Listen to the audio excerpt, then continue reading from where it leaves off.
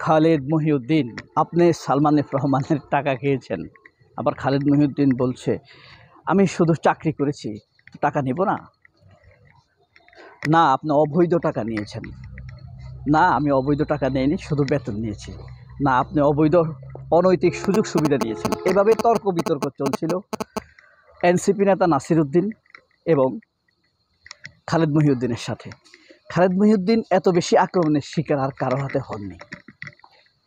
আক্রমণের শিকার এখান থেকেই নয়, মূলত যখন অভিযোগ করা হয় যে আপনি আসিফ নজরুলের ছাগল খেয়ে ফেলেছেন, তো সেটা মূলত হাস্যরসের মধ্যে জবাব চাচ্ছিল।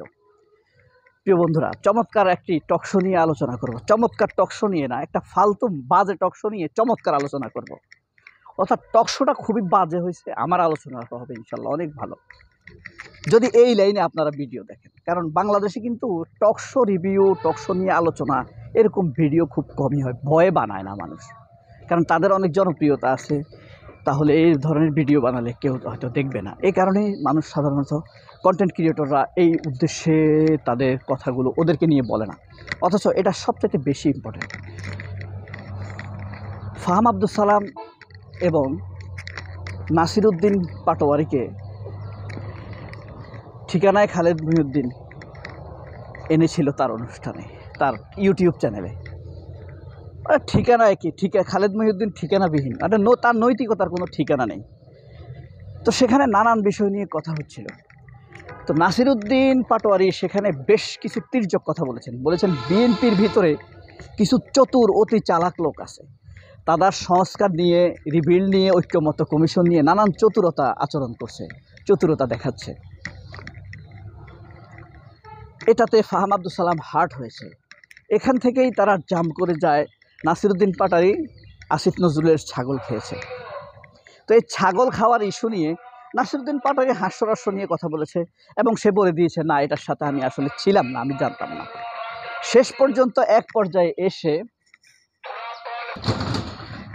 পর্যায়ে এসে আপনার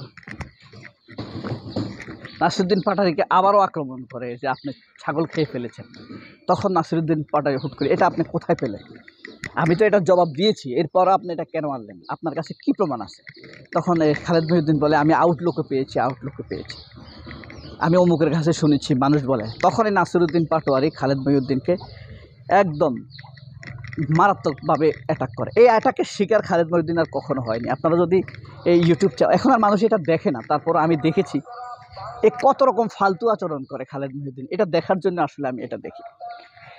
তো শেষে বলে আপনি এটা আমি আউটলুকে পেয়েছি। খালেদ মহিউদ্দিন বলে আমি তো জানি যে আপনি সালমান এফ রহমানের অবৈধ টাকা খেয়েছেন। তখন খালেদ মহিউদ্দিন বলে কি অবৈধ টাকা খেয়েছি? আমি চাকরি করেছি, আমি বেতন নিব না। তখন বলে আপনি অনৈতিক সুবিধা নিয়েছেন। তখন নাসিরুদ্দিন পাটোয়ারি বলে কি অনৈতিক? খালেদ মহিউদ্দিন বলে আমি কি অনৈতিক সুবিধা নিয়েছি? তখন নাসিরুদ্দিন পাটোয়ারি বলে লেট মি ফিনিশ। আপনি চেতে উঠেন, জ্বলে উঠেন কেন এত? সেভাবেই তাদের তর্ক বিতর্কটা আসলে মূলত এগোতে থাকে। তখন খালেদ মহিউদ্দিনকে নাসিরুদ্দিন পাটোয়ারি বলে এই যে আমি আপনাকে বললাম, এটার তো কোনো প্রমাণ নেই। আপনি যে আমাকে বললেন, আপনার কাছেও তো কোনো প্রমাণ নেই। আপনি যে আমাকে বারবার একটি ডিসাইডেড বিষয় নিয়ে প্রশ্ন করেন, এটা হলো একটা সম্মতি আদায় করা। সমাজে আমাকে অপরাধী হিসাবে সম্মতি আদায় করছেন আমি ছাগল খেয়েছি, এটা একটা ফালতু প্রশ্ন হলো। এভাবেই সে খালেদ মহিউদ্দিনকে ধরে বসে নাসিরুদ্দিন পাটোয়ারি। আমি যদি থাকতাম, বা আমার মতো লোক সেখানে থাকার কথা না, তাহলে আমি বলতাম যে খালেদ, আপনি যতই চাকরির বিনিময়ে টাকা নেন না কেন, তার মতো লোকের অধীনে চাকরি করাটা একটা নৈতিকতার বিষয়, অনৈতিকতার বিষয়। আপনি বলবেন যে হয়তো হাজার হাজার মানুষ তার প্রতিষ্ঠানে চাকরি করে, আমিও করেছি। আপনি তো হাজার হাজার মানুষের মতো না, আপনি বুদ্ধিজীবী, আপনি সাংবাদিক, আপনি কনসাস, সোশ্যাল অ্যাওয়ারনেসে আপনাদের ভূমিকা আছে। আপনিও যদি নিজেকে সবার সাথে ভাবেন, তাহলে আর পার্থক্যটা হলো কোথায়? সমাজ স্বাভাবিক আছে, সমাজ তার মতোই আছে, আপনি সমাজের কোনো দোষ দিতে পারেন না। এভাবেই তাদের আলোচনাটা। এরপর আমি বলতাম আর কি যে তাহলে আপনি সাধারণ মানুষের দোষ কোথায়? আপনি যদি নিজেকে সেখানে চাকরির বিনিময়ে বেতন মনে করেন, আপনি তার অনৈতিকতা যদি আপনি ধর্তব্যের মধ্যে না নেন, বা কনসিডারেশনে না নেন, তাহলে তো আপনার নিজের কোনো সচেতনতার কোনো মূল্য থাকলো না। আপনি কি করলেন? যেমন আপনার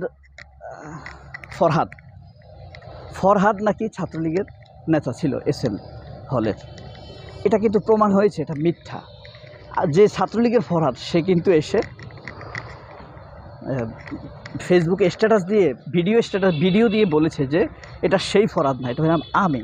ওই ফরহাদ ছাত্রলীগের নেতা ছিল না। তারপরও তাকে এই প্রশ্ন করা হয়, তার অনুপস্থিতিতে তার এই বিষয়টি নিয়ে আলাপ করা হয়। তার মানে কথা হলো এক ধরনের সামাজিক সম্মতি আদায় করা, সামাজিক স্বীকৃতি নেয়া সে অপরাধী। এটাই করে খালেদ মহিউদ্দিনরা। খুনের পূর্ব প্রস্তুতি নেয় তারা।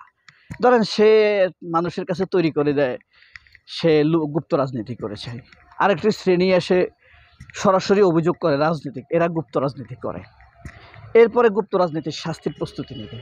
এভাবেই এরা অপরাধী হিসাবে, মৌন অপরাধী হিসাবে তাদেরকে প্রতিষ্ঠিত করে সমাজে। আর রাজনীতিকরা সেটা সুযোগ নিয়ে এবং উদ্যোগ নেয় তাদেরকে বিচারের নামে তাদেরকে নানান প্রতিহিংসামূলক ব্যবস্থা নেওয়ার, যেটা জামায়াত ইসলামের লোকদেরকে ফাঁসি দিয়ে করেছে এই বিষয়গুলো। তবে এই টক শোতে ফাহাম আব্দুল সালামের আরেকটি বিষয় ছিল, সেটা হলো ফাহাম যখন বলছিলেন যে সংবিধান ভোটের মাধ্যমে ক্ষমতায় গেলে সংবিধান পরিবর্তন করা হবে, কিন্তু অতীতে এরকম যারা ক্ষমতায় গেছে তারা কিন্তু বিশ্বাস রাখেনি রাজনীতির, 53 বছর ধরে পারেনি। খালেদ মহিউদ্দিন বলছে যে আমরা কি এখনও সেইভাবে রক্ত দিয়েই যাব? আর কত বছর? 53 বছর যাবৎ তো আমরা রক্ত দিলাম, আর কত বছর আমরা এইভাবে মরতে থাকবো স্বৈরশাসক ফ্যাসিস্টদের হাতে? তখন বলে লেটস গো অন, হইতে দেন। মানে অর্থাৎ তাদেরকে বিশ্বাস করবে, তারা বিশ্বাস হারাবে। এভাবেই এরকম পার্বত্য চট্টগ্রাম নিয়ে কথা আসে না, এখানে ফাহাম আব্দুল সালাম কথা বলবে না পার্বত্য চট্টগ্রাম। কারণ কি, এটা খুবই সেন্সিটিভ। সেনাবাহিনীর বিরুদ্ধে যাবে, ডিজিএফের বিরুদ্ধে যাবে। কারণ সেনাবাহিনী ডিজিএফে যখন কারোর বিরুদ্ধে যায় তখন তার MP হওয়া, মন্ত্রী হওয়া, ক্ষমতায় যাওয়া দুঃসাধ্য হয়ে ওঠে। কিন্তু নাসিরউদ্দিন পাটোয়ারি বলেছে এই বিষয়ে আমাদেরকে টাবুটা ভাঙতে হবে, সব বিষয় নিয়ে আমাদেরকে কথা বলতে হবে, এটা আমাদের সার্বভৌমত্বের ইস্যু। তখনই ফাহাম আব্দুল সালাম স্ফীত হয়ে যান, মেলাইন হয়ে যান, সেলফ মেলাইন যাকে বলে। কারণ আপনি যেটা সেলফ সাইডে থাকবেন, সেফ সাইডে থাকবেন, যেটা নিয়ে আপনি ভয় পাচ্ছেন সেটা নিয়ে কথা বলবেন না, সিলেক্টেড ইস্যু নিয়ে কথা বলবেন। এইভাবেই তাদের টকশোটা শেষ হয়।